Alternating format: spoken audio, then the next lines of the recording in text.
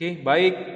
Ketemu lagi ya dengan saya Niko Benjamin dan Pak Daniel Colin dengan topik yang berbeda, yaitu tentang struktur pasar, ya, struktur pasar. Akan dijelaskan oleh Pak Daniel. Waktu dan tempat, silakan Pak. Baik, terima kasih Pak Niko dan selamat bertemu kembali para mahasiswa khususnya untuk mata kuliah ekonomi manajerial, mahasiswa semester 7 jurusan manajemen. Ya, topik berikutnya ini yang akan kami sampaikan adalah tentang struktur pasar. Ya, topik atau bagian yang menjadi pembahasannya adalah bahwa struktur pasar itu terbagi atas dua secara garis besarnya, yaitu pasar yang sempurna dan pasar yang tidak sempurna, atau perfect market dan imperfect market. Ya, itu yang menjadi pokok bahasan yang paling besarnya, sehingga jadinya struktur pasar itu yang saya katakan tadi terbagi dua. Maka pertama yang dikatakan pasar yang sempurna itu adalah pasar persaingan yang sempurna. Ya, jadi hanya ada satu pasar yang sempurna, yaitu pasar persaingan yang sempurna. Ya. Dan sisanya apa? Sisanya adalah pasar yang tidak sempurna. Salah satunya yang mungkin saudara sudah kenal ada yang namanya pasar monopoli. Ya. Kemudian ada pasar persaingan monopolistik dan pasar oligopoli. Jadi kalau nanti saudara bisa lihat dalam modul bahwa pasar yang sempurna itu artinya adalah pasar yang tingkat persaingannya sangat tinggi. Sedangkan pasar yang tidak sempurna itu maka persaingan di antara pelaku pasar itu menjadi kurang bersaing. Demikian Pak Niko sebagai pengantarnya. Baik Pak, untuk karakteristik daripada pasar persaingan sempurna Pak, seperti apa Pak? Baik, seperti yang tadi saya sudah jelaskan secara sederhana bahwa pasar persaingan sempurna itu adalah pasar yang sifatnya sempurna. Dengan kata lain tadi adalah pasar yang tingkat persaingannya tinggi. Artinya pemenang di pasar itu tidak mudah ditentukan. Ya, kenapa? Karena masing-masing pelaku pasar itu ya akan bersaing sesuai dengan kemampuan ya atau produk yang dihasilkannya. Sehingga jadinya kalau kita lihat secara karakteristiknya adalah bahwa pasar persaingan sempurna itu terdiri dari banyak penjual dan banyak pembeli. Dalam konteks ini apa yang menjadi keuntungan bagi pembeli? Bahwa banyak pilihan yang bisa dilakukan oleh pembeli. Kemudian pembeli dan penjual itu penerima harga. Nah, ini kalau saudara ingat dalam pertemuan kita sebelumnya, maka ini ada hubungannya kepada konsep equilibrium atau keseimbangan pasar. Inilah yang dimasukkan bahwa pembeli dan penjual itu penerima harga. Ini yang sehingga jadi ini menjadi satu karakteristik yang menunjukkan bahwa persaingan pasar ini dikatakan sebagai persaingan yang sempurna karena harga itu bukan ditentukan oleh pembeli ataupun ditentukan oleh penjual. Kemudian produk bersifatnya homogen. Ya, maksudnya sifatnya mirip ya atau sama ya. Sumber daya dengan mobilitas yang sempurna. Ya, sumber daya maksudnya faktor-faktor produksi itu ya mudah untuk berpindah. Ya. Kemudian pelaku ekonomi mempunyai pengetahuan dan informasi yang sempurna. Itu yang saya katakan tadi bahwa konsumen itu atau pembeli itu ya bisa atau mudah dan gampang untuk mencari informasi dan mendapatkan kesempatan untuk melihat ya produk-produk dari ya perusahaan-perusahaan yang lain. Nah, contohnya adalah pasar modal atau pasar saham. Ini kan secara produk sama, homogen, yaitu yang diperdagangkan itu adalah saham. Sehingga bagaimana penentuan harganya? Ya, penentuan harganya ditentukan oleh permintaan dan penawaran yang ada di pasar modal atau pasar saham tersebut. Ya, gitu Pak Niko secara awalnya. Baik Pak, untuk konsepnya sendiri Pak, bagaimana? Nah, secara konsep pasar persaingan sempurna ini pertama tadi saya sudah jelaskan atau kami sudah jelaskan bahwa harga itu ditentukan dari interaksi antara permintaan dan penawaran atau yang saya sebutkan sebagai konsep equilibrium atau keseimbangan. Ya, sehingga jadinya harga-harga pada pasar persaingan sempurna itu ditentukan dari kekuatan tawar-menawar ya dari pembeli dan penjual, atau sifatnya adalah perpotongan dari kurva permintaan dengan kurva penawaran. Itu dalam konteks pasar persaingan sempurnanya. Sehingga dalam konteks pasar ya untuk perusahaan yang bersaing dalam persaingan sempurna, maka kurva permintaannya itu akan sama dengan kurva marginal revenue-nya atau average revenue-nya, keuntungan secara rata-ratanya ya. Jadi artinya keuntungan secara rata-rata itu maksudnya apa ya? Perusahaan hanya bisa mendapatkan keuntungan berdasarkan harga yang ditentukan di pasar ya. Tidak bisa mendapatkan keuntungan lebih dari itu. Itu dia yang dikatakan oleh average revenue ya, atau kurva permintaan akan sama dengan ya biaya keuntungan rata-rata maupun perubahan keuntungannya atau marginal revenue ya. Sehingga jadinya keseimbangan secara jangka pendeknya bahwa kurva permintaan perusahaan itu akan sama dengan harga pasar atau akan sama dengan penerimaan marginalnya. Sedangkan kurva penawarannya itu akan sama dengan biaya atau kurva biaya marginalnya. Sehingga kalau biaya marginalnya lebih besar dari biaya variabel secara rata-ratanya, maka perusahaan itu masih bisa mendapatkan keuntungan ya. Nah, secara grafik saudara nanti bisa lihat bagaimana hubungannya dalam keseimbangan jangka pendek ya, yang saudara bisa lihat dari sisi ya grafik antara perpotongan grafik marginal cost dengan average ya total cost dengan ya garis marginal revenue atau harga tadi ya.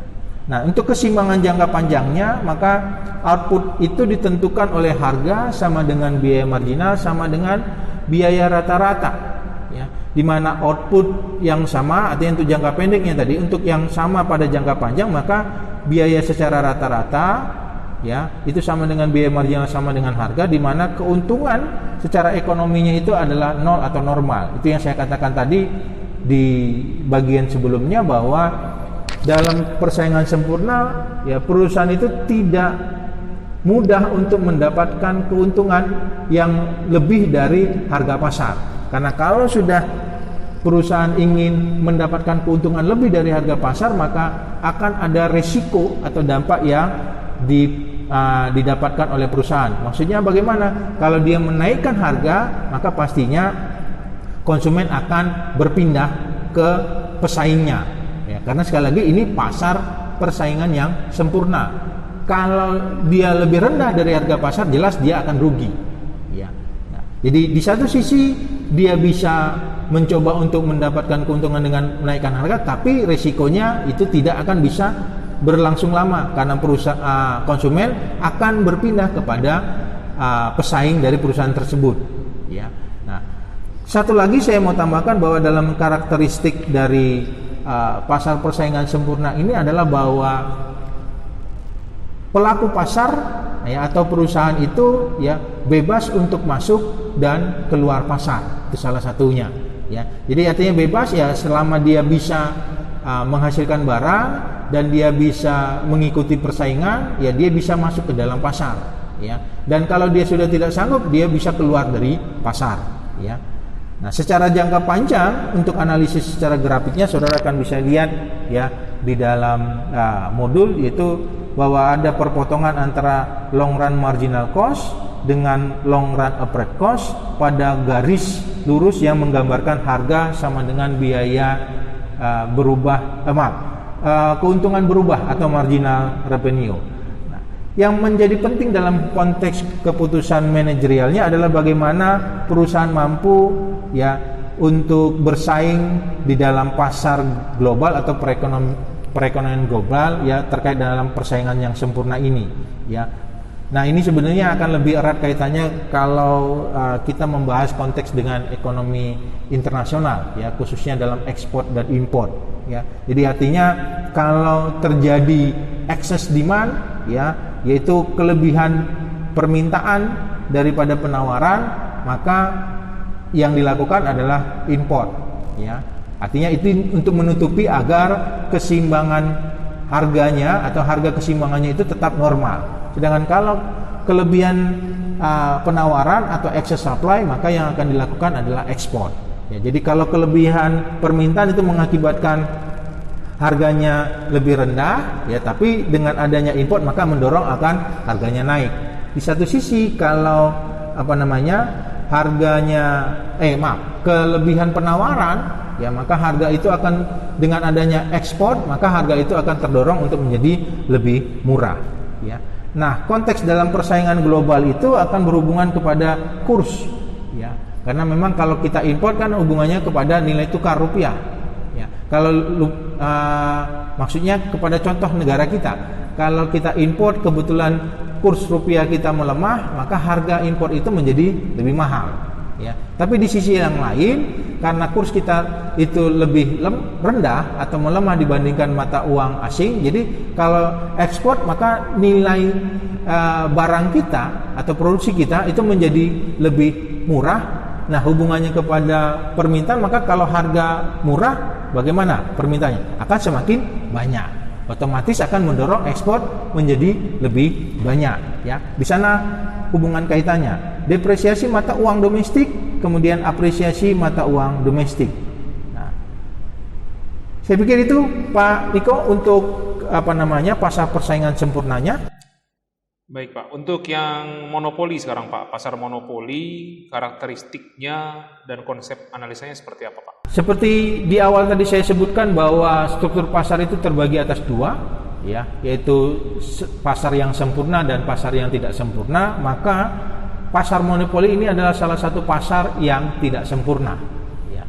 Nah, karakteristiknya yang paling jelas kita lihat adalah bahwa hanya ada satu pelaku pasar atau penjual dengan banyak pembeli.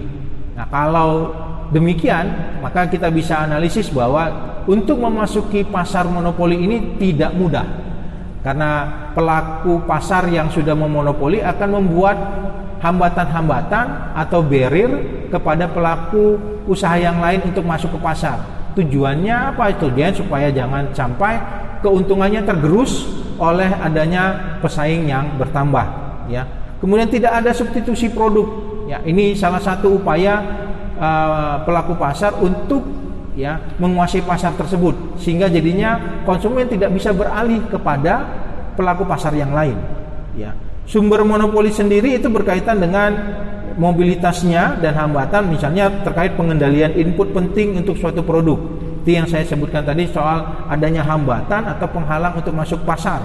Kemudian paten dan hak cipta, ini sifatnya wajar, ya. Kalau seseorang punya paten atau hak cipta, itu kan pastinya produk yang dihasilkannya akan lebih dikuasai oleh sendiri, ya. Sebagai contoh, kalau produk dari luar negeri itu kan adalah Apple, ya, atau iPhone, ya. Dia kan punya keunikan sendiri, maka dengan otomatis dia akan menguasai pasar untuk, ya, keunikan dari produk yang dimiliki. Skala ekonomi, ya, artinya konteksnya tadi bahwa produksi yang bisa massal dan biaya yang lebih murah pasti membuat harganya menjadi lebih murah, maka dia pastinya bisa menguasai pasar, ya.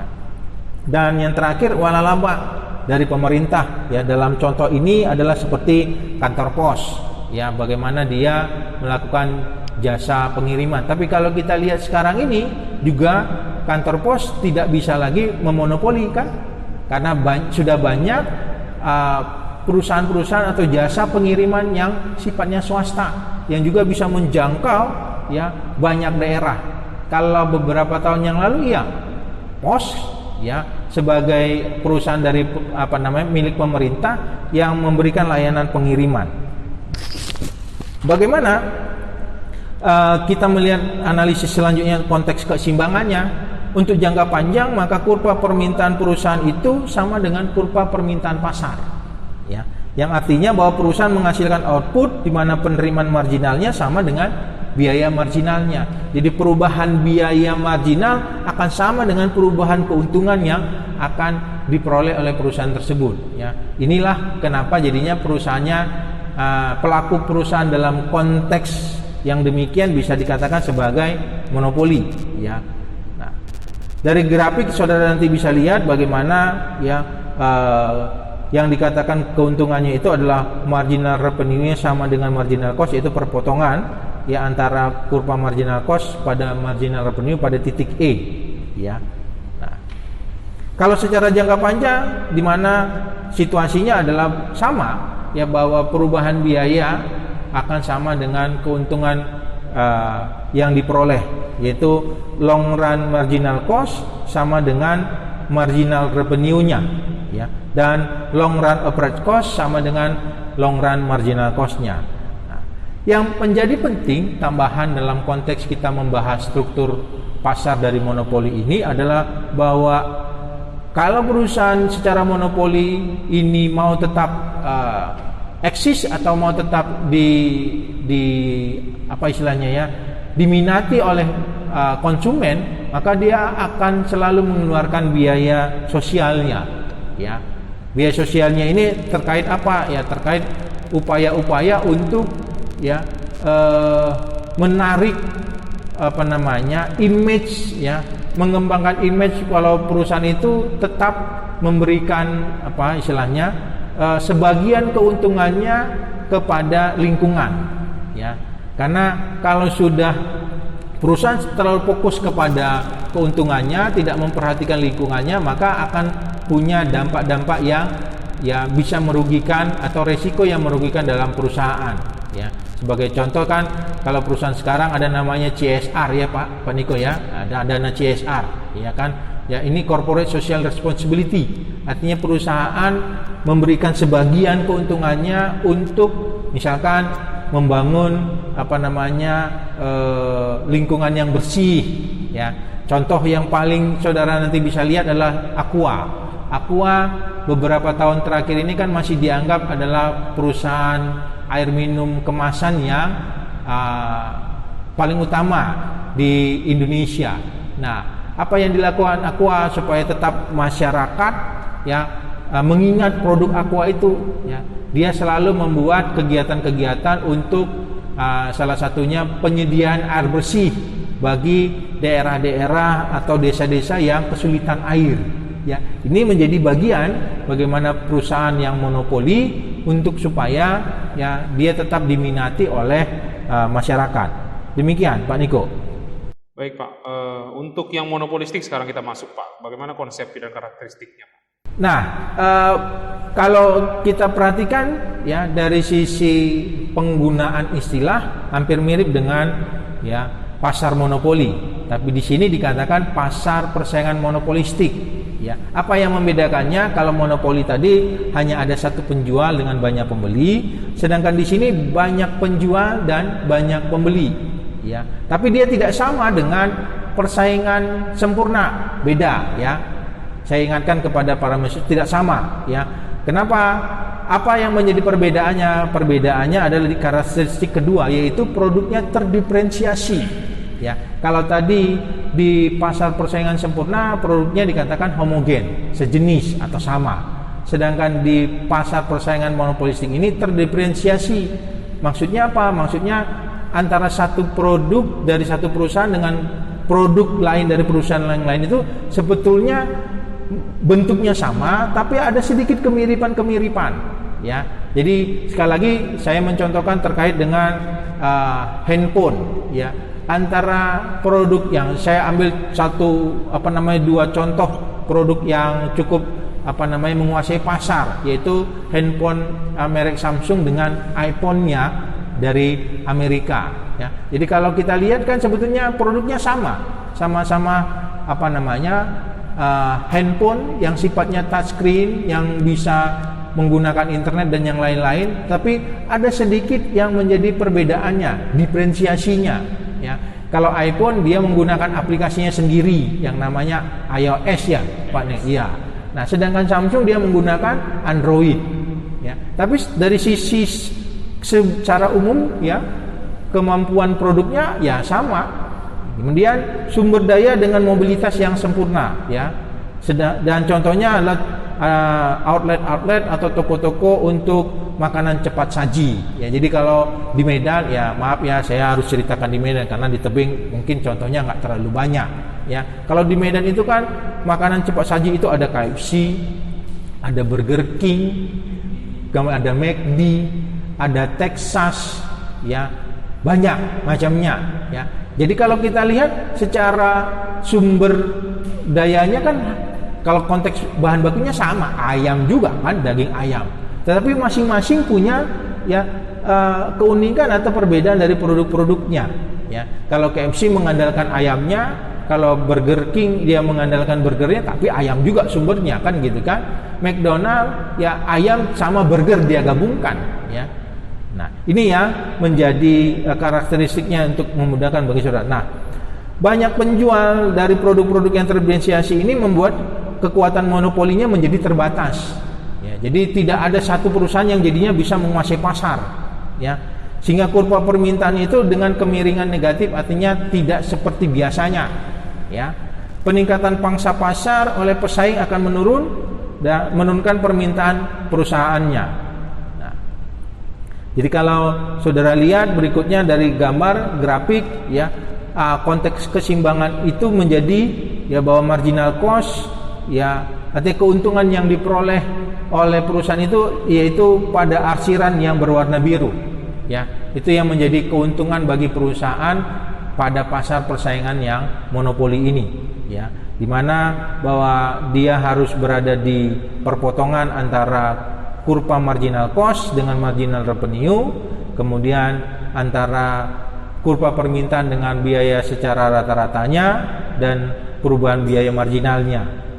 Untuk secara jangka panjang, maka ya grafiknya juga saudara bisa lihat memang agak sedikit kompleks, ya karena memang namanya secara jangka panjang, artinya biaya-biaya secara jangka pendeknya itu masih bisa ikut diperhitungkan ya dalam konteks secara short run marginal cost-nya dan short run total cost-nya, ya.